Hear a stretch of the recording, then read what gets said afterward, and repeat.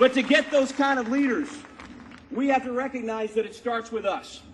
We got to remember what President James Garfield said. He said, now more than ever before, the people are responsible for the character of their Congress. He said, if that body be ignorant, reckless, and corrupt, this would be the perfect time for a blow-up of Barney Frank. But if you think he's scary in real life, I figured a blow-up would be even worse. But think about it. He said, if that body be ignorant, reckless, and corrupt, it's because we, the people, tolerate ignorance, recklessness, and corruption. He said, if it be intelligent, brave, and pure, it's because we, the people, demand these high qualities to represent us in the national legislature.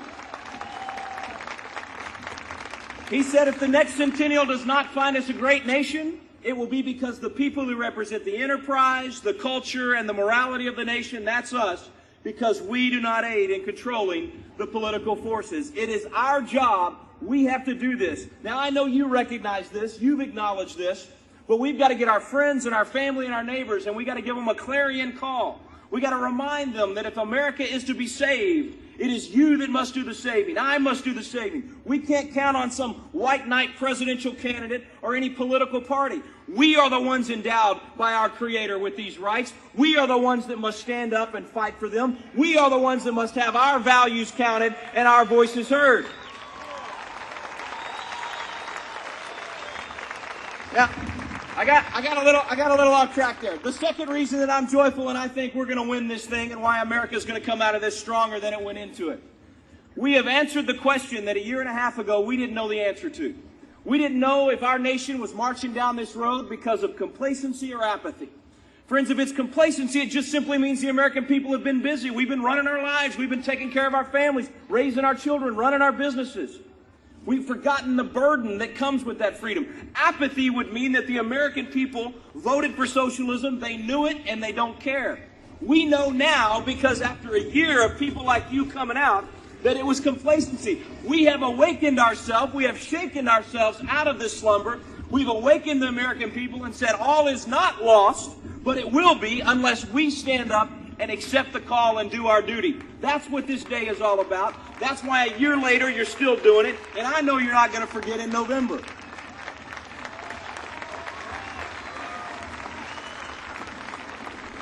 We've got to acknowledge the fragility of our freedom. It's got to be protected by every generation.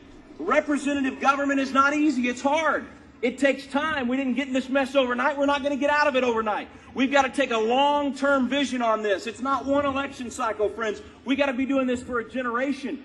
That's why we do Patriot Academy, a youth leadership program. If you want to be encouraged, you come to the state capitol in Austin, Texas, the first week of August, and you watch these 100 some odd 16 to 25-year-olds passionately articulate the issues of the day. They get it, man. They are ready to fight. They are ready to lead. I promise you this next generation is full of patriots, and they're going to fight for freedom to make sure that it survives. Now, here's what I want to ask you to do. The exact same thing that our founding fathers did. When those 56 men gathered not on July 4th, but on August 2nd to sign the Declaration of Independence, it was a room in total silence because they knew that the price for validating these beliefs, these truths that they called them in the Declaration, they knew the price would be their own lives. They knew they would have to give everything up by committing treason against the mother country. But they gathered in total silence, according to Benjamin Rush, who later wrote about it. He said that as they gathered in that room, Secretary Thompson, from the front of the room with the Declaration laid out and the silver inkwell and the two feathered pens, he called them forward one by one, beginning with New Hampshire.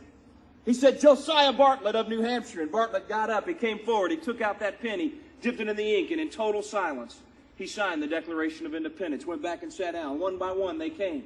John Hart of New Jersey came forward, took the pen, dipped it in the ink. You could hear it scratching along the surface of the Declaration of Independence.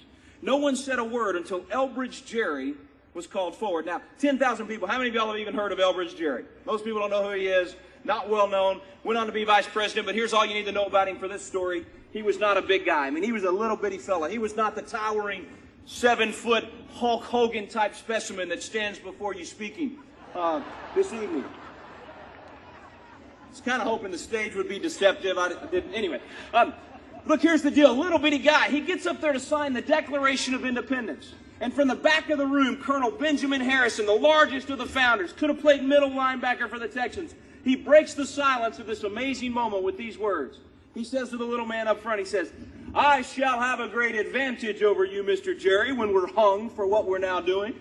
He said, "By the size and great weight of my body, well, I'll be dead within a minute or two, but by the lightness of yours, you're going to dance in the air for an hour or more before you're dead."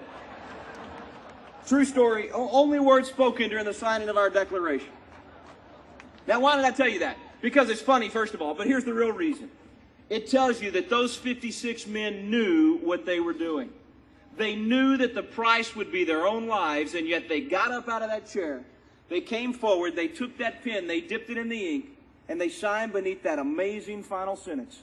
It says, "In support of this declaration, with a firm reliance on the protection of divine providence, we mutually pledge to each other our lives, our fortunes, and our sacred honor."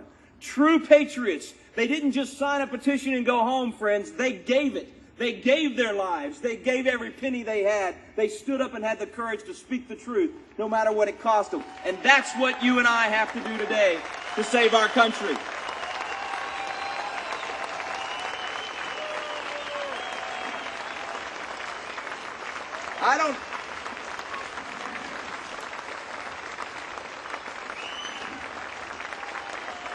I'm out of time. Give me a second. Listen, it's real simple, folks. Lives, that's your time.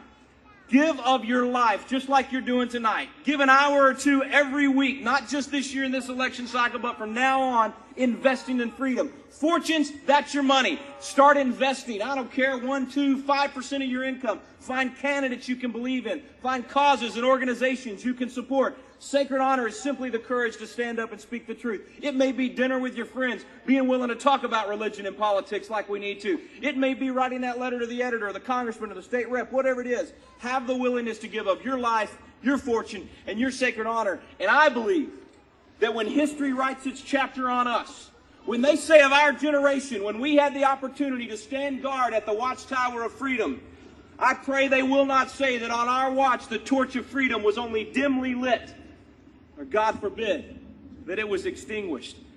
Every one of you being here tonight tells me that, Lord willing, what they're going to write about us, they're going to say on our watch, that torch of freedom burned even brighter than it ever had before. God bless you guys.